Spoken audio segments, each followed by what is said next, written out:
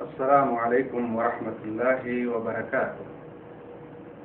الحمد لله رب العالمين والعاقبة للمتقين والصلاة والسلام على سيد المرسلين نبينا محمد وعلى آله وصحبه أجمعين أما بعد.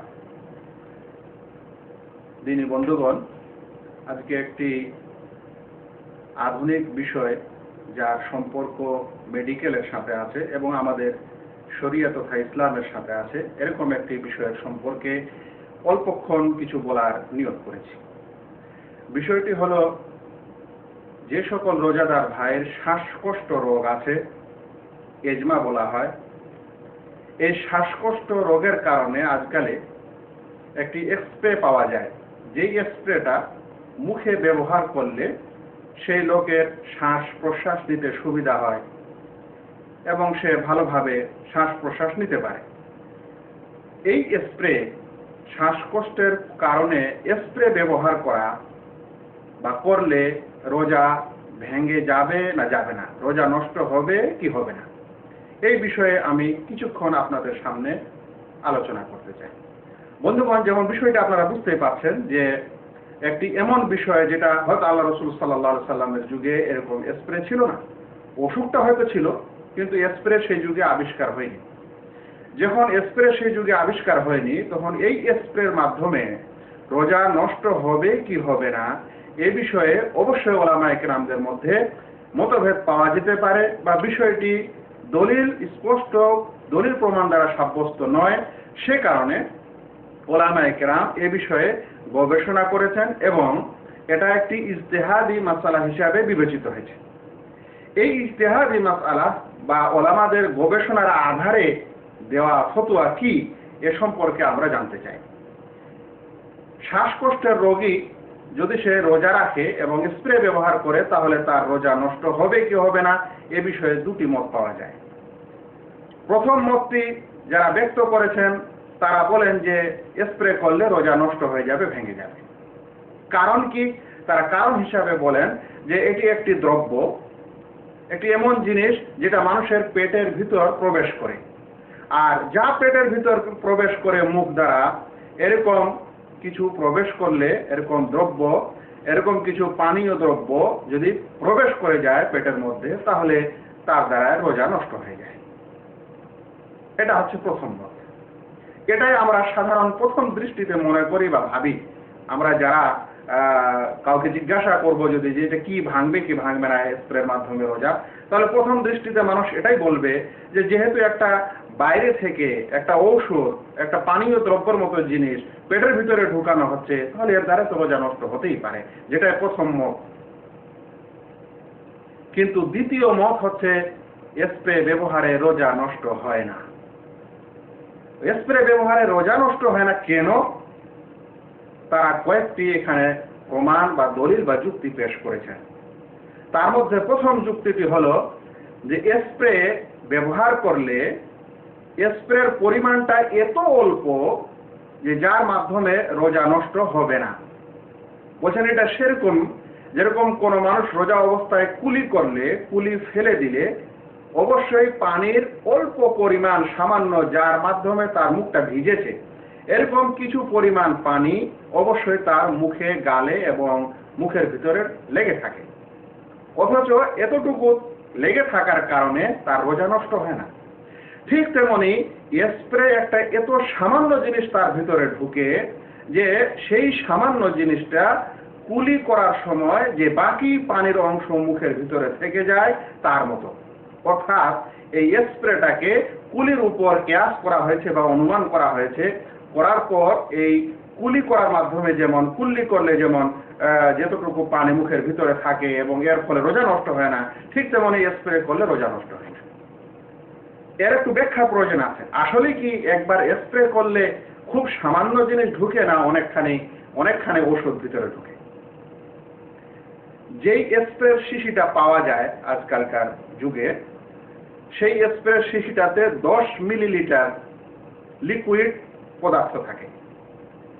এই 10 মিলিলিটারটা কি জিনিস আমরা অনেকেই জানি আর অনেকে হয়তো জানি না। 10 মিলিলিটার হচ্ছে সাধারণত একজন প্রাপ্তবয়স্ক অসুখ রোগীকে ডাক্তার যেই এক ছিপি ঔষধ দেন সেটা হলো 10 মিলিলিটার, মানে এক ছিপি বরাবর। বা ড্রপ, চোখের কানের ড্রপ পাওয়া যায় 10 মিলিলিটার এতটুকু। এখন এই 10 মিলিলিটারের স্প্রে, সেই স্প্রের শিশিতেই লেখা থাকে যে এই 10 মিলিলিটার মাধ্যমে 200 বার আপনি স্প্রে করতে পারেন কম করে হলে। তাহলে 10 মিলিলিটারে যদি 200 বার স্প্রে করা হয় তাহলে একবার স্প্রে করলে কতটুকু আসবে?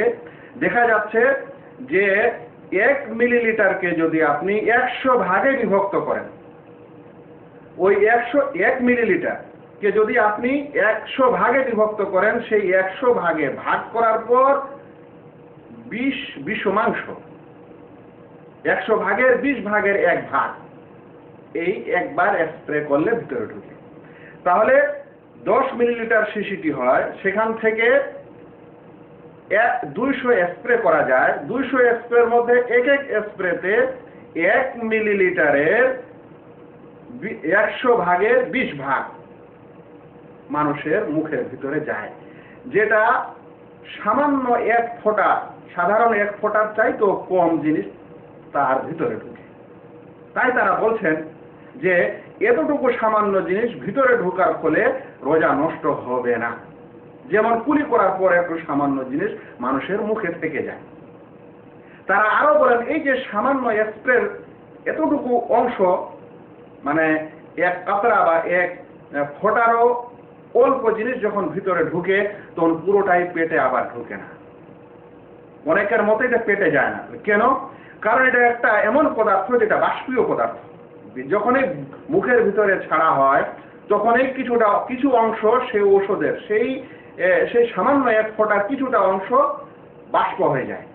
বাষ্প হওয়ার ফলে সেই সামান্য অংশটু মানুষের শ্বাসনালীতে যায়, মুখের ভিতরে শ্বাসনালীতে আটকে যায়। শ্বাসনালী দ্বারা কিছুটা অংশ ফুসফুস পর্যন্ত যায়। আর এই কারণে এটা তৈরি করা হয়েছে, কারণ এটা ফুসফুস, মানুষ যে নিঃশ্বাস নিতে কষ্ট হচ্ছে সেই নিঃশ্বাসটা যেন সাধারণভাবে স্বাভাবিকভাবে নিতে পারে, সেই কারণে শ্বাস ও ফুসফুসের সাথে সম্পর্ক। তাই শ্বাসনালী থেকে ফুসফুস পর্যন্ত যেতে যেতে যতগুলো ওই সামান্য 1 ফোঁটার মধ্যে যতগুলো জিনিস আশেপাশে আটকে যায় এবং খুব সামান্যই পেটে যাওয়ার সম্ভাবনা আছে, নচেত নেই। এই কারণে তারা বলছেন যে 1 মিলিলিটারকে যদি 100 ভাগে ভাগ করার পর তার মাত্র 20 ভাগ গলার ভিতরে প্রবেশ করা হয়, তবুও প্রবেশ করার সময় এটা নিশ্চিত নয় যে পুরোটাই পেটে ঢুকছে, বরং খানিকটা তার মুখে থেকে যাচ্ছে, খানিকটা তার গলার শ্বাসনালীতে থেকে যাচ্ছে, আর খানিকটা হয়তো ভিতরে ঢুকছে। তাই এই পরিমাণটা এত সামান্য যে এর মাধ্যমে রোজা নষ্ট হওয়ার সম্ভাবনা নেই। তাদের এটা প্রথম যুক্তি। তাদের দ্বিতীয় যুক্তি বা দ্বিতীয় কিয়াস হচ্ছে রোজাদার ব্যক্তি দাঁতন করতে পারে, সেটা তরতাজা যে কোনো গাছের ডাল, যে কোনো জিনিস দ্বারা সে দাঁতন করতে পারে। তারা বলছেন যদি একটি দাঁতন, তাজা দাঁতন মুখে চিবানো হয় আর তার মাধ্যমে যেসব রস মুখে আসে, আর যতক্ষণ পর্যন্ত সেটা দাঁতন করা হয়, অবশ্যই এর মধ্যে এই সময়ের মধ্যে মেডিকেল দ্বারা প্রমাণিত কিছু না কিছু অংশ তার শিরা উপসার, মুখের শিরা উপসারে এবং লালার মধ্য দিয়ে কিছুটা অংশ ভিতরে যায়। তো এরকম সামান্য কিছু ভিতরে গেলে যেমন রোজা নষ্ট হয় না, তেমন এই স্প্রের মাধ্যমে রোজা নষ্ট হয় না। তাদের তৃতীয় যুক্তি হলো স্প্রেটা কোনো খাদ্য দ্রব্য না বা পানীয় দ্রব্য, পানি পান করার দ্রব্য না, পানাহারের দ্রব্য না। তাদের আরো একটি যুক্তি হলো যে এই স্প্রে যে পেটের ভিতরে ঢুকে এটা নিশ্চিত না, কারণ এটি হচ্ছে একটি বাষ্পীয় জিনিস, সেটা পেটের ভিতরে যায় না, বরং শ্বাসনালীতে, কণ্ঠনালীতেই সেটা আটকে থাকে, সেটা ভিতরে যাওয়ার সম্ভাবনা খুবই কম।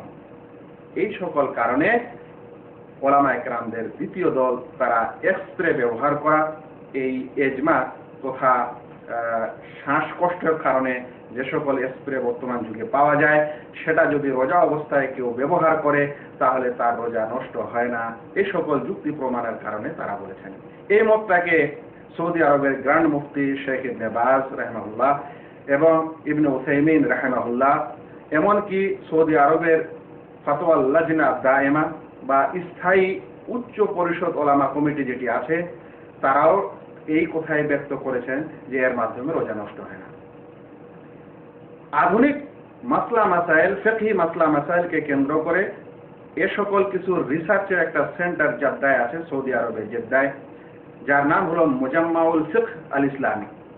তারা আধুনিক মাসলা মাসাইলের বিষয়ে সমাধান দেন এবং এই সমাধান এপ্রিল বিষয়ে সমাধানের তাদের 10ম বৈঠক 28 জুন 1997 সালে এটা অনুষ্ঠিত হয় এবং সেই মুজাম্মাউল ফিকহ আল ইসলামীতে তারাও এই মতটি গ্রহণ করেছেন যে এপ্রিলের মাধ্যমে রোজা নষ্ট হয় না। আমিও এই মতটিকেই ভালোবাসি। যেহেতু বিষয়টি গবেষণার এবং ইজতিহাদি, তাই উভয় পক্ষের দলিল প্রমাণ জানার পর, দেখার পর যেটা একজন ভাইকে, একজন মুসলিম ভাইকে সুন্দর লাগে, দলিল প্রমাণের নিকটে লাগে, কাছাকাছি লাগে, তাকে সেটা গ্রহণ করা প্রয়োজন এবং সে সেটা গ্রহণ করতে স্বাধীন। অর্থাৎ এপ্রিলের মাধ্যমে রোজা নষ্ট হয় না। যেগুলো কারণ একটু আগে উল্লেখ হলো, সেই কারণগুলিকে সামনে রেখে আমিও এই মতটিকেই মানি এবং ভালো মনে করি যে রোজা অবস্থায় শ্বাসকষ্টের রোগীরা স্প্রে ব্যবহার করলে তার রোজা নষ্ট হয় না। আশা করি বিষয়টির সমাধান আপনারা শুনলেন। আল্লাহ যেন আমাদের সকল ভাইকে সুস্থ রাখেন এবং যারা এ সকল কিছু ব্যবহার করেন তারা বিনা সংকোচে রোজা রাখতে পারেন। আল্লাহ তুমি আমাদের সওম ও কিয়ামকে কবুল করো, আমিন। ওয়া মা আলাইনা ইল্লাল বালাগ। আসসালামু আলাইকুম ওয়া রাহমাতুল্লাহি ওয়া বারাকাতুহু।